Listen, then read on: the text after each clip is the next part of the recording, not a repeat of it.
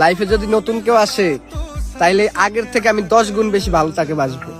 কারণ একজন ছাড়িয়ে গেছে, তার জন্য যে আমার সামনে যে আসবে তাকে কি আমি ভালোবাসবো না? তার কি আমি টেক কেয়ার করবো না?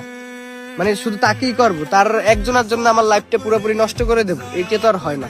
আমার সামনে যে আসবে তাকে আমি ভালোবাসবো, যত্ন করব।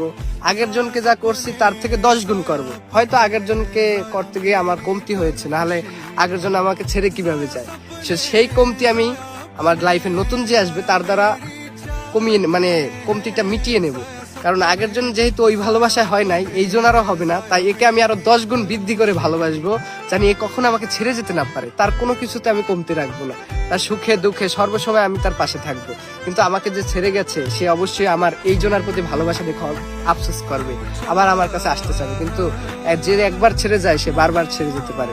তাই যে একবার চলে গিয়েছে, বেইমানি করেছে, তাকে আর সুযোগ দেওয়া যাবে না।